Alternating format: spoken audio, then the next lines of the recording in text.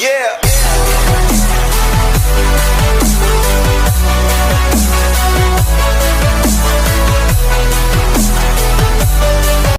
Hey everyone, it's me, Petition here, and for today's video, welcome back for some Smash discussion topics, where we're going to be talking about things regarding about Challenger Pack 11. So far, we haven't gotten any confirmation of when this character or DLC pack is going to be revealed, whether it's going to be from a Sakurai Presents reveal, kind of like what he did with Steve, or maybe like from some point on Nintendo Direct like presentation and all, but we'll just have to wait and see in the future. But that also leaves the question, aside from who exactly would be the final DLC character, there's also been some questions of what they're going to be represented from. Are they going to be representing from Nintendo being a first-party representation, or would they be from different companies that is not affiliated with Nintendo being a third-party representative? Third parties and first parties have a lot of interesting characters and game series that could easily be in Smash Brothers if negotiations are pulled through when it comes to it. So that's why we're going to be talking about in this video if the character is going to be either from a first party or a third party company. And so with that, let's just start discussing things out. So as you can see from this list right here, so far we have garnered ourselves 7 characters that is from a third party representative, being Joker, Hero, Banjo-Kazooie, Terry, Steve and Alex, Sephiroth, and Kazuya, and 4 characters that are from Nintendo being first-party characters, being Piranha Plant, Violet, Min Min, and Pyra and Mithra. But the last character is such a mystery that it's unknown if they're going to be representing either different companies such as Square, Bandai Namco, like Capcom, etc., or mostly from Nintendo. We gotta remember that with the exception of Joker and Terry, all of the characters for the first and second Fighters Pass were all chosen by Nintendo. So it was very unknown of what Nintendo was able to choose. I mean, Sakurai usually chooses characters from whatever he likes, from what I remember back in Smash 4, but when it comes to Ultimate, it's all on Nintendo's choices. But what are characters that might be considered from Nintendo or being a first-party character? Well, I could think of a few things that everyone's thinking, such as characters from Zelda. Everyone wants to see Impa, but some wants to see Tingle. That's right, I said Tingle, because for some weird reason, Tingle is not an assist trophy, and I didn't realize it until now, and given the fact that Tingle is not an assist trophy, makes me think he's gonna be a character. He would be kind of like the joke and troll character, just kind of like what happened with Piranha Plant at the time. And there are also some predictions regarding about Bandana Wally or new Kirby rap, maybe a Donkey Kong representative, since we haven't gotten any new ones since King K. Rool. And most of all, the one thing that might disappoint the fans being a Pokemon rep. And there's a lot of Pokemon characters in the entire franchise.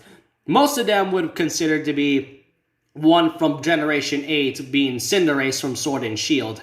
And I would like to see a Pokemon rep, but I feel like, in my opinion, I just think fire representatives get a bit too much love, which the only choice I can either think of could be either Inteleon or maybe Rillaboom. Rillaboom seems like the most likely chance, but it's between both Cinderace or Rillaboom. But no one really talks about other Pokemon characters such as Urshifu, like Zeraora. I think that was a mythical Pokemon. I cannot recall, and especially Urshifu. And those are all characters that are different than just a starter, and those characters I just listed are all from first-party representatives. And third-party, though, there's a lot to talk about, but I can at least name a few, such as Crash Bandicoot, Sora, and Master Chief, characters that everyone talks about, but there's also characters that barely gets any recognition at all, like Spyro the Dragon, Sly Cooper, Heavy Weapons Guy, Klonoa. Those are all characters that are from different characters, and especially Conker the Squirrel. Those characters are very underappreciated when it comes to Smash Brothers predictions and speculation, since you mostly always hear the same characters, and as much as I am a fan of characters like Sora, Crash, and Dante, I feel like there are other characters out there that would make an interesting moveset and all. But that also leaves the question if the final DLC character would be a first or third party character. Well, it's kind of up to Nintendo. Like I stated, Nintendo are the ones that chose this, but their choices can be a bit random at times. I mean, I can definitely understand a bit of like Min Min, since ARMS kind of didn't really sell well from what I remember when it first released back in 2017, but Violet it was just a way to promote Three Houses. I think that's really a thing. And, I mean, the thing is, though, is that Violet, I didn't really mind Violet at all, because the thing is, he was a perfect example of a first-party character that didn't really get that much love, only because that, one, Fire Emblem gets a lot of characters represented in Smash Bros. Rather than Zelda, because from what I see from the sales, Mario, Pokemon, and The Legend of Zelda are one of their big three highest selling games from Nintendo, and Fire Emblem gets a lot of love. And when it comes to the character, and like I said, I didn't really mind Violet since his moveset are very unique. That's kind of the point of every DLC character. As long as they can make it unique, it is a fun way of playing all of these characters. And that's kind of the thing when it comes to a first-party character. If it's going to be a first-party character, they have to put a character that either somebody likes. Like, they cannot end it with something very disappointing. And I didn't, like I stated, like for the third time, I didn't really mind Violet. But it was given the fact of how he was placed as the final character for the first Fighters Pass, it just felt like bad timing. Like, I get it's a way to promote Three Houses, but it just felt a bit bad timing when it comes to having this character to be the final one. And thank goodness the second Fighters Pass existed.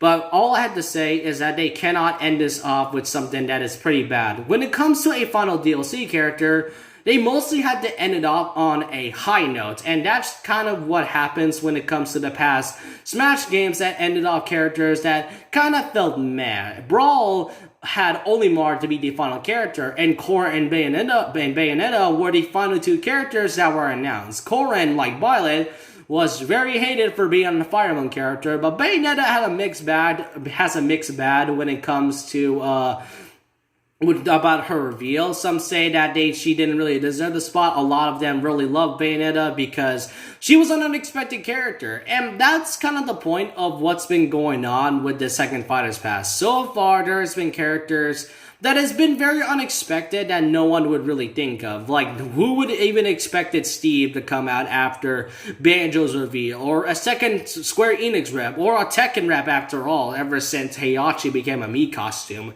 All I have to say is that there are a lot of third-party characters, but don't expect it to be third-party, because like with Violet, it could just be a disappointment, and I'm okay when it comes to first-party characters. I didn't really mind Piranha Plans and Violet, Min Min, and Pyramitra, because all of these characters are very unique. But if the last character just kind of has a boring moveset, then it just doesn't kind of feel it that way, and that's what Sakurai is trying to do. So with that, I just want to know what you guys think in the comment section below. What do you think is this final DLC character could be a first-party representative or a third-party representative? Though I don't really see a lot of fans talking about second parties, and I don't blame them. Second-party characters, I do not know any games that are from second parties. So if you guys know any second-party developers or games out there, then let me know in the comments below. But with that, let me know what you all think,